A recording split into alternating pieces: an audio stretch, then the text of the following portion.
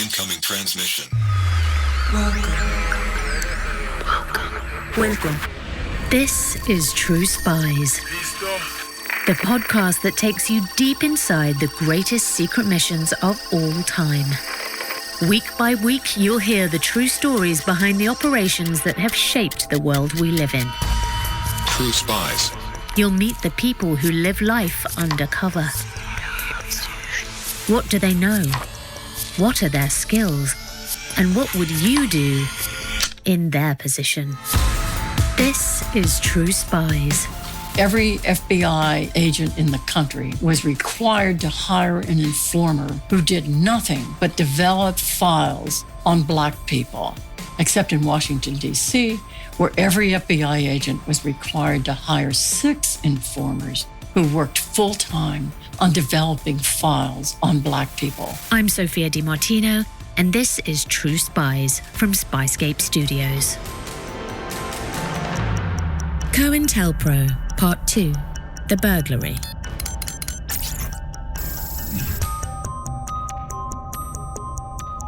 In the last episode of True Spies, you heard how police targeted a Black Messiah.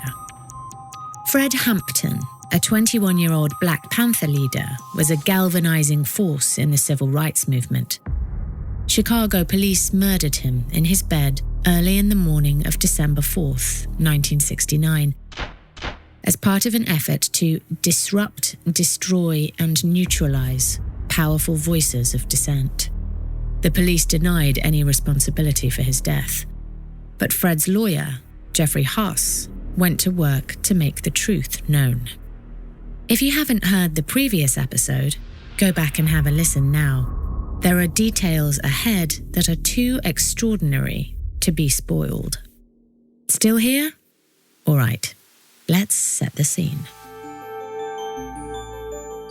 It's the early 1970s, and America is going through some seismic shifts.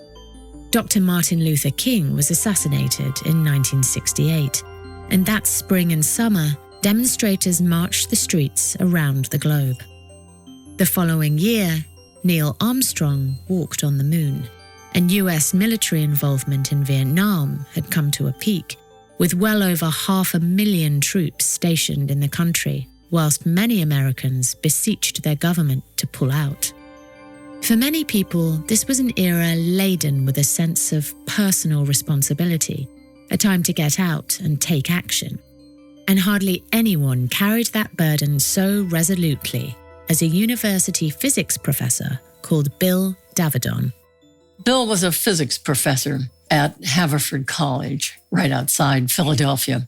When he came to Haverford, which is a Quaker college, he immediately became involved in what was then an embryonic part of the peace movement. This is Betty Medsger.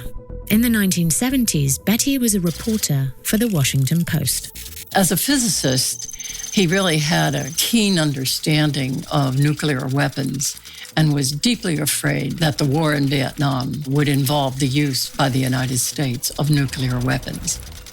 Bill Davidon was Jewish, but throughout the 1960s, he was involved with Catholic and other Christian groups, making connections with people who shared his commitment to working for peace. And as Bill went from organization to organization in the peace movement, leaders were telling him, we think that there's a growing number of spies in our groups, and this is having a terrible impact.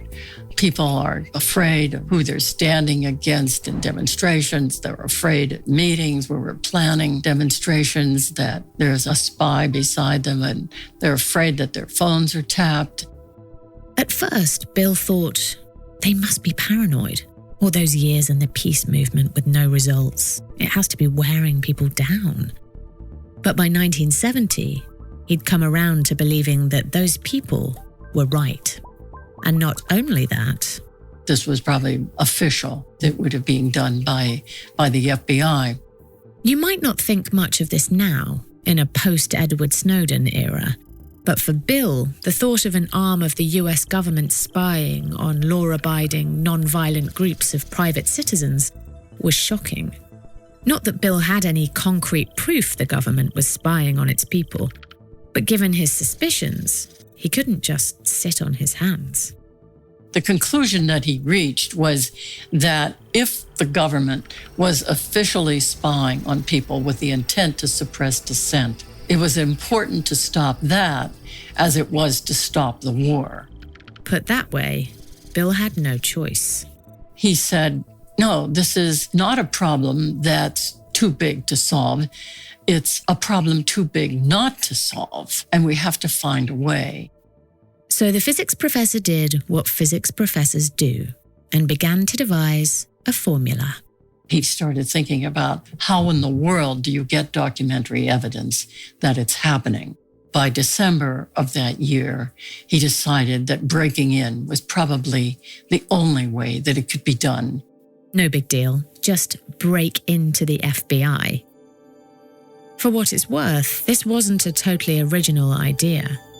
Another group of citizens had broken into an FBI office in New York State to destroy military draft files just a few months earlier. Except they'd been arrested and convicted. Those people were behind bars. But as he thought about that, he realized, what if you could do something that was carefully planned and you could succeed at it? Maybe you could get that documentary evidence. So Bill Davidon did some boots-on-the-ground research and went to downtown Philadelphia to get a look at the FBI building. And it was this tall building with 24-hour security, and he knew that's impossible. Okay, plan B. Bill cracked open a phone book. Sure enough, there was an FBI listed in Media, Pennsylvania. A smaller town, maybe a safer bet. Bill got in his car and drove to Media. He noticed that it seemed to be open at all times. And he walked by and looked like there was no security. They'd have to look into that more deeply later on. But he thought, well, this looks like it might be doable. And at that point, he then decided he would recruit other people. It might be worth acknowledging now how crazy this probably sounds. And to be sure, it was crazy. Breaking into an FBI office has never been a hobby for the faint of heart. But this was the early 70s. There was no internet, no GPS, way fewer security cameras. Surveillance looked different in those days. Still, it was a massive risk for everyone involved. Another surprising detail? The fact that, with just one exception, every single person Bill asked to take part in his break-in said yes. By late December, he had assembled a group of 9 people that included himself, one of whom would leave the group right before it happened. 4 of them had very young children. 2 of them were a couple, John and Bonnie Raines. At that time, they had 3 children under age 8, and it was a very difficult decision for them. Difficult because if the burglars were caught, the children of John and Bonnie Raines would likely lose both their mother and father to long-term prison sentences. The Raineses weighed their decision carefully, but ultimately they said yes, not in spite of being parents, but because of it. They thought that they shouldn't give up their responsibility as citizens, and they also thought that this was such an important issue that it was important to deal with it for the sake of their children, and all people. They would, of course, take every precaution to avoid getting caught. No one was interested in ending up like the last FBI burglars. During January, February, early March, the group would come to the Raines family many evenings and have big spaghetti dinners around their dining room table. And then they would go out and do casing. Casing, meaning they'd study the building and get to know it as well as they could. Everybody would have assignments as to what they were to do during casing, but then they would come back to the Raines home and they would go to the attic where they had paper on the wall, diagrams of the streets, and as they would learn new information during casing, they would add that information. One member of their crew was a 19-year-old cab driver named Keith Forsyth. Keith had taken a correspondence course in locksmithing, and he'd be responsible for actually getting into the office. To prepare for the break-in, he went to the site and covertly determined what type of lock was on the door. But he didn't want to just go out and buy what he needed and risk leaving a paper trail. So he figured out how to make his own locksmithing tools, lock-picking tools, and had them conveniently located in the pocket of a Brooks Brothers top coat that he had picked up for $5 at a local thrift store. Keith had dropped out of college and hitchhiked to Philadelphia in order to get involved in the peace movement. He was not the Brooks Brothers type, but as he later told his kids, if you're a white man in a suit, you can get away with anything. Disguises like Keith's played an important role not just in the break-in, but also in the casing process. Bonnie Raines was 29 at the time, but looked much younger. They came up with a plan together that she would call the FBI office and she would say that she was a Swarthmore College student and she was writing a paper on women getting jobs in non-traditional places for women, and that she would like to talk with the agent in charge of the office about the possibility of women being hired by the FBI. And despite the fact that they weren't yet hiring women as agents, they would do so in the next couple of years, he agreed that he would talk with her. Bonnie's husband, John, drove her to the interview and waited outside until she was finished. She showed up to meet the FBI officers in disguise, her hair tucked into a tight cap, her face obscured by a pair of oversized glasses. And she wore gloves, which she kept on throughout a 45-minute-long interview, taking notes in front of the agent with gloved hands. What she was really doing was looking around the office for signs of whether there were alarms. And as far as she could see in the rooms that she had passed through, there were none. She also asked him a question that required him to go to a file cabinet.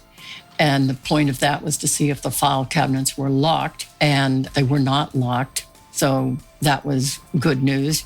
Bill, Bonnie, John, Keith, and the others made a calculated decision about when the burglary should happen. March 8th. That was the night that world heavyweight champion Muhammad Ali would be facing off against Joe Frazier at New York's Madison Square Garden, an event billed as the fight of the century.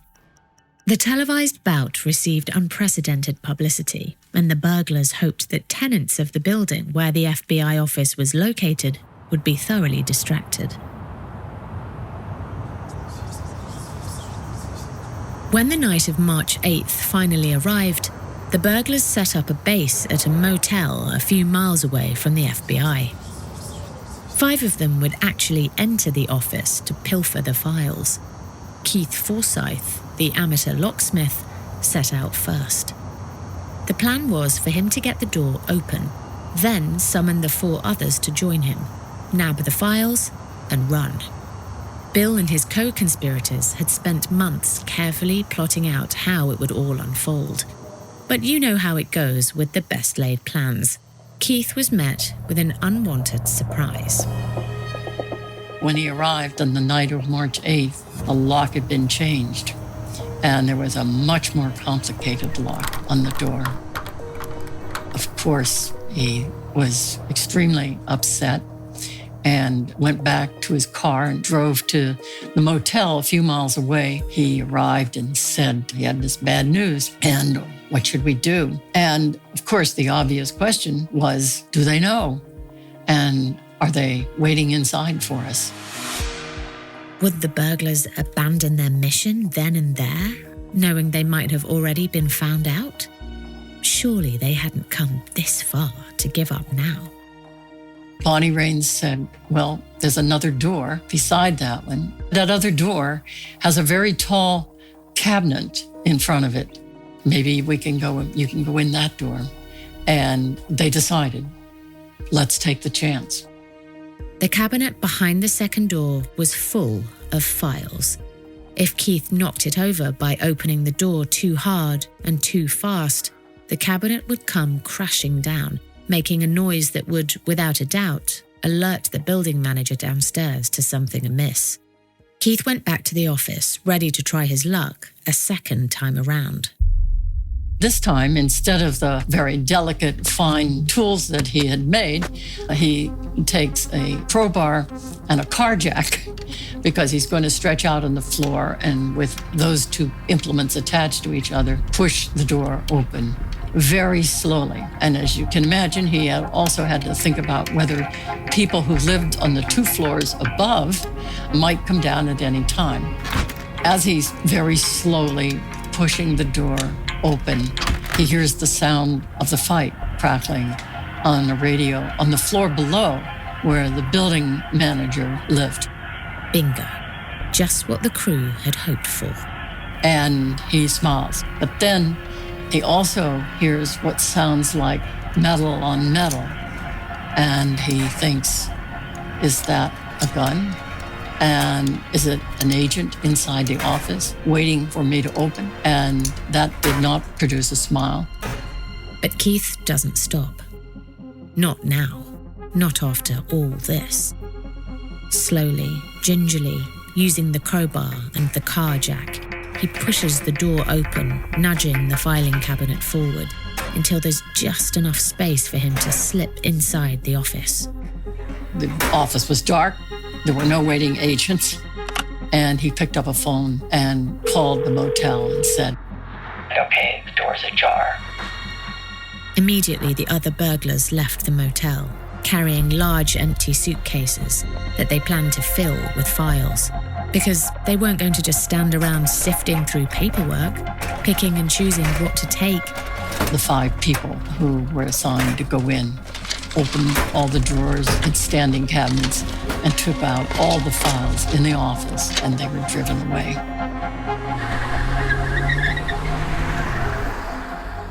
The plan had worked. When they left in those getaway cars, they were headed about 30 miles outside of Philadelphia to a farmhouse. They immediately started opening the suitcases and looking at the files. And they stayed that until 6 a.m. that first night. But within an hour of starting to go through the files, one of them said, "Look at this." The FBI directive the burglars had stumbled upon an hour into their search was hard to misinterpret. It encouraged agents to, quote, "get the point across. There is an FBI agent behind every mailbox." They were to do so by interviewing people who dissented against the government in order to enhance their paranoia. The FBI hoped that some of these dissenters would be so spooked that they would inform on their friends and allies. They could scarcely believe it. And in that moment, they felt, okay, if we found that, we'll certainly find more.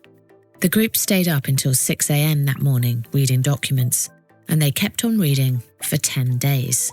2 of them were copying documents, making many, many copies, and then assembling them in clusters that they would send out to various people, with the first cluster going to 2 members of Congress and 3 journalists.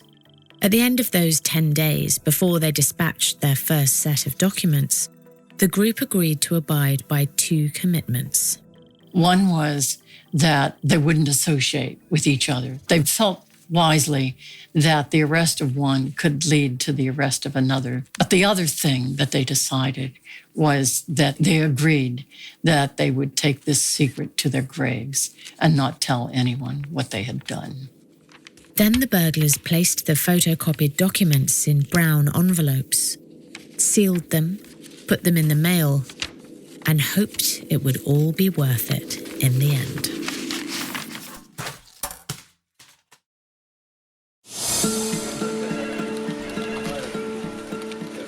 Tuesday, March 23rd, 15 days after the FBI break-in. This is where Betty Medsger comes into the story. In downtown Washington, D.C., the 29-year-old reporter was returning to work at the Washington Post after a long weekend.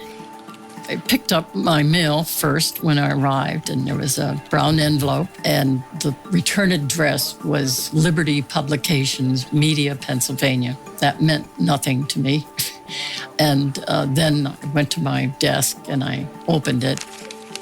And there was a cover letter from the Citizens Commission to investigate the FBI, which I had not heard of, and saying that we had been chosen because they had confidence that we would make this information public. And if we did so, that we would receive more information from them in the future. You don't have to be a cub reporter to be intrigued by a statement like that. Betty started reading. The first document was the paranoid one, the one about an FBI agent behind every mailbox. And that was fairly shocking. From there, it only got worse. The documents indicated that switchboard operators had been hired to snoop on university professors' phone calls. FBI informants had been placed on campuses and told to report back to the Bureau. Worst of all were the documents indicating that the FBI was targeting Black Americans. The Bureau was creating files on them, in much the same way as their hated East German counterparts, the Stasi, targeted anyone who might be deemed a threat to the status quo. Much of it was shocking, and to the point that I thought, maybe this is a hoax. And the only thing that made me think that was not the case was the fact that because I'd been a Philadelphia reporter, I recognized some of the names in the files, people I knew as sources and as activists back in Philadelphia. Once she'd finished reading, Betty went to the national desk of the Post to tell them what she'd received. Turns out they'd just received a call from another journalist, someone who covered the Justice Department. Because he'd been at the FBI office a little bit earlier, and they had told him about the files that had been sent to the two members of Congress. They had turned them over, criticized the burglars, and given the files to the FBI. So the FBI knew from that cover letter that journalists were supposed to receive them too. So the FBI was well aware that the files were out there, and the Post reporters were able to confirm with the Bureau that, yes, they were authentic. Actually, by that time, although we didn't know it, they had been returned to the FBI by all four other people who had received them, including people from the Los Angeles Times and the New York Times. Betty was the only journalist to receive the FBI documents who didn't immediately send them back to where they came from. It's so difficult today to imagine that that would happen. The FBI assumed that by confirming that the documents were authentic, that would prevent us from writing about them. Because there was a culture at the time, a very deep culture, that you protect the secrets of the FBI and intelligence agencies. Not only were there no government oversight of intelligence agencies up until this time, but there also was very little journalism oversight, very little journalism reporting on anything except what those agencies wanted reporting. This was March of 1971, before the Pentagon Papers, before Watergate. Those scandals would rock the media world in very short order, and together they would permanently alter the relationship between American intelligence and American media.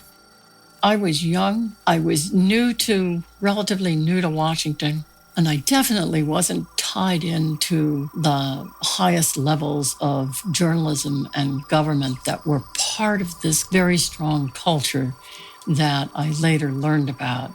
So I didn't have the instinctive reactions that other people had, that we got to protect this. But Betty's superiors had a tough call to make.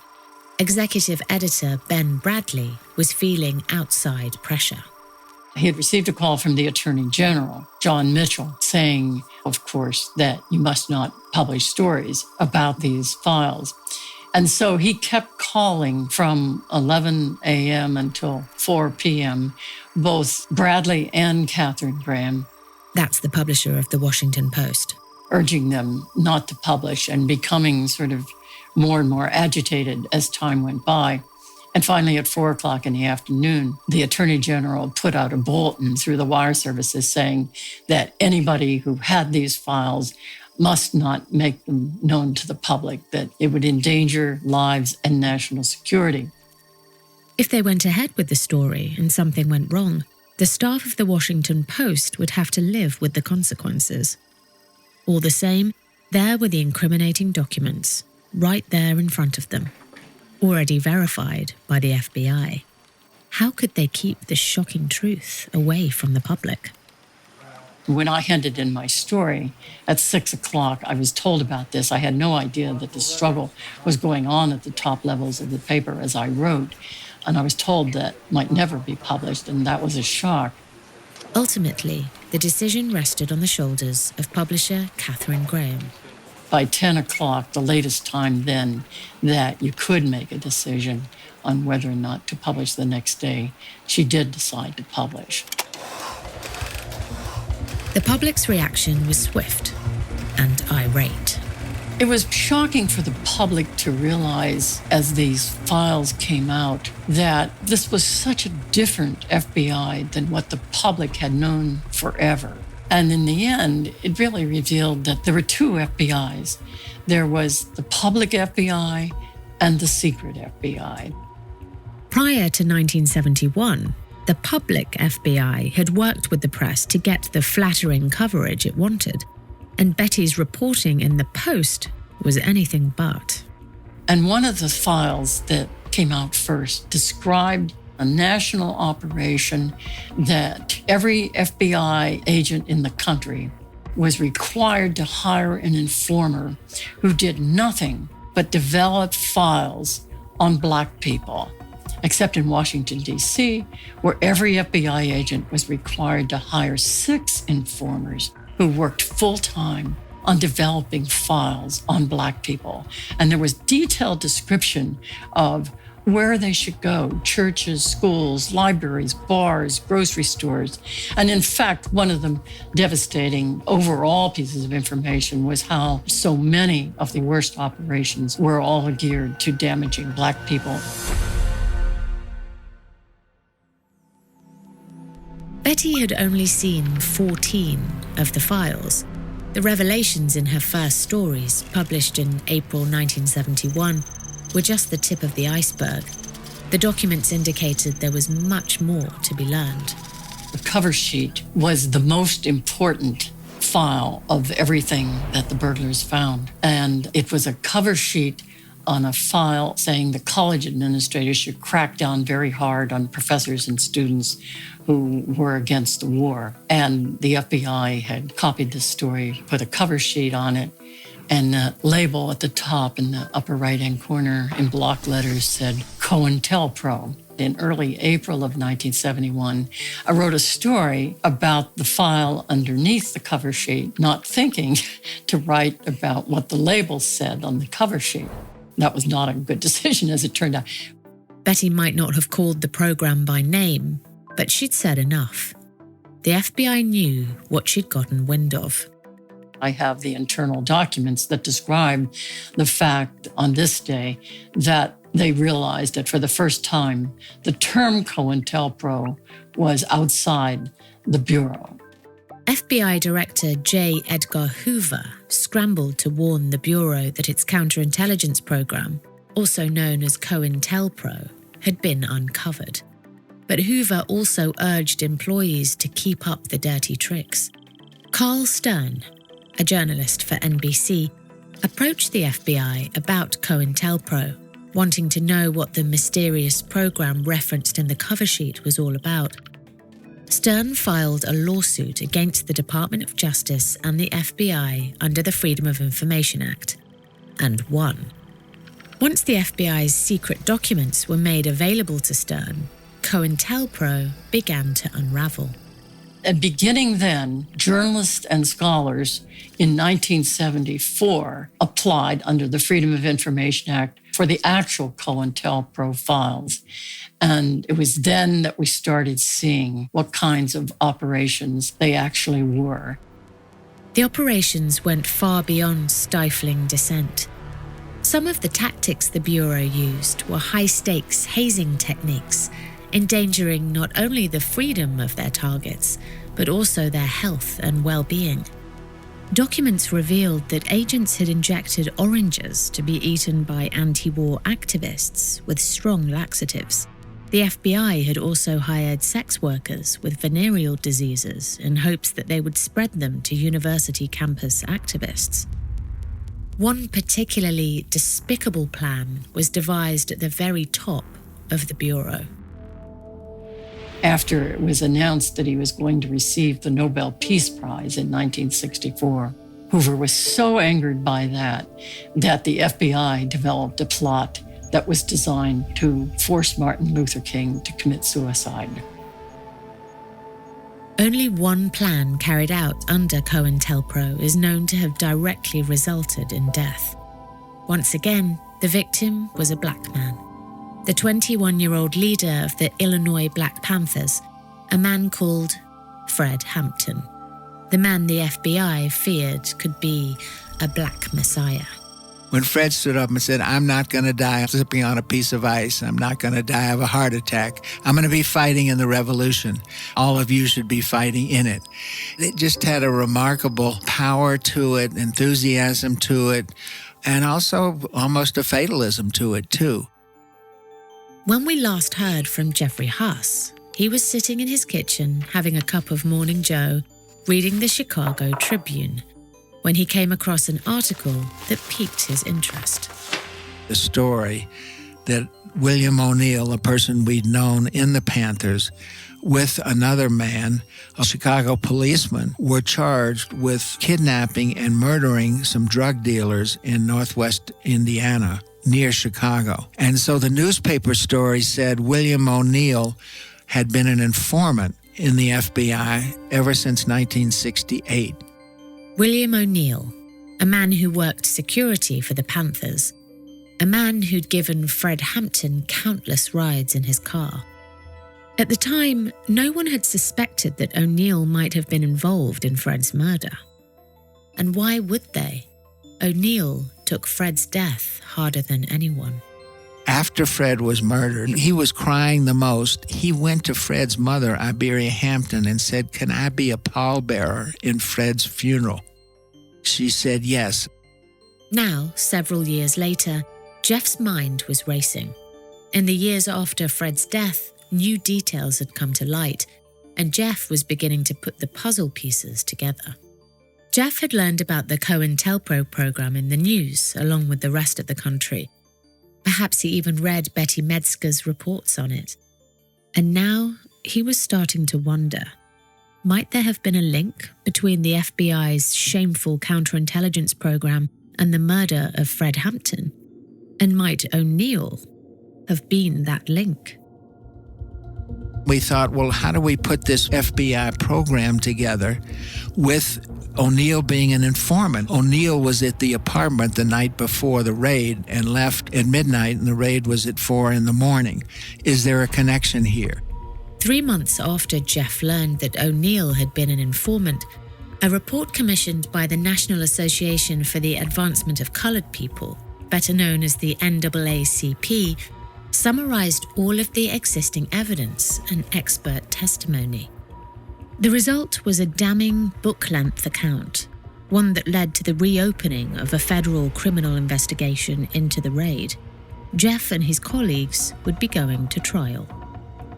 The first thing they did was subpoena the FBI for documents that would show that they were part of the raid. Of course, the government said the FBI had nothing to do with this. This was not COINTELPRO.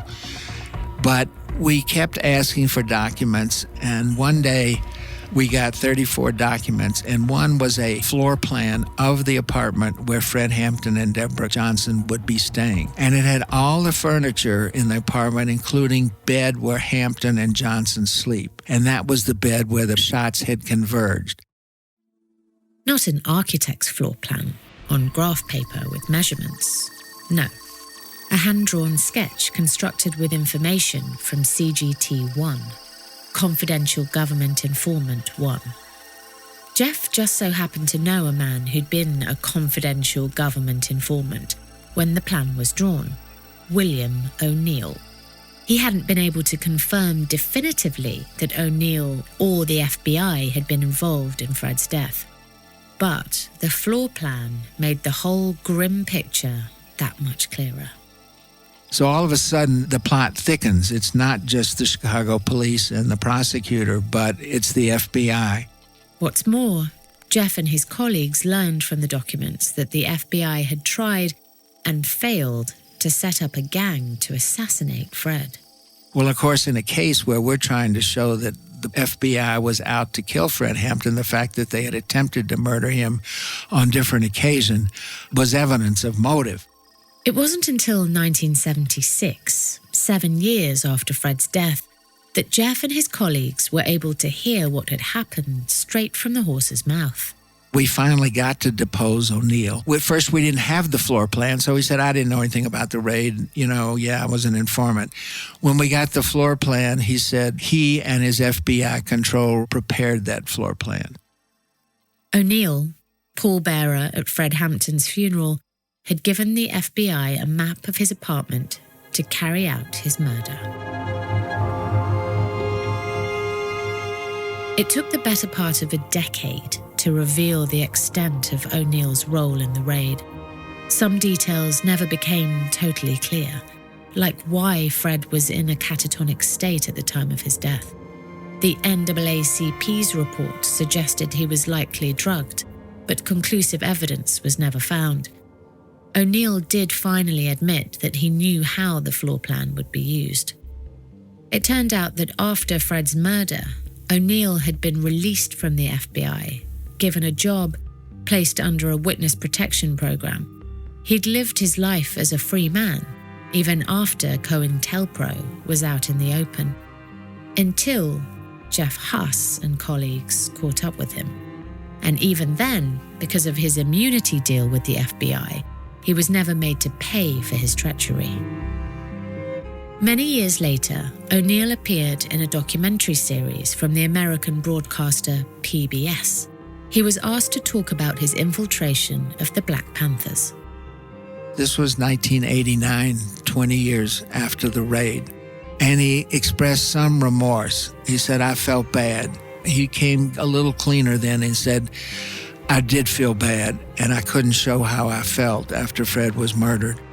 And then 1990, he's on the outskirts on the western side of Chicago, and it's reported that he's acting strangely. He jumped out of a window of an apartment, and he ran out onto the Dan Ryan Expressway and jumped in front of a car and killed himself.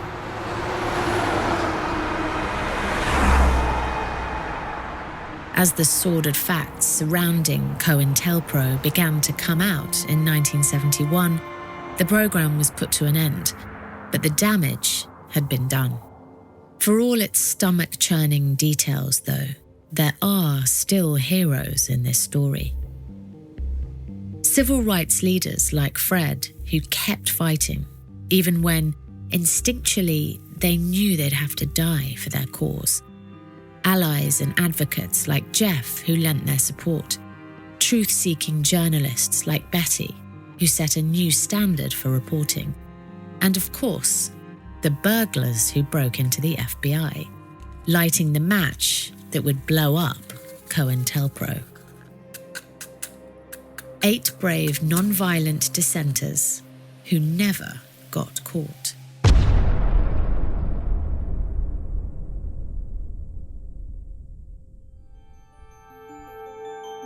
Which of course begs the question, how do we know their names? One weekend in the late 1980s, Betty found herself back on the East Coast, passing through her old stomping grounds in Philadelphia. She rang up some old friends, a married couple, who invited her for dinner at their home.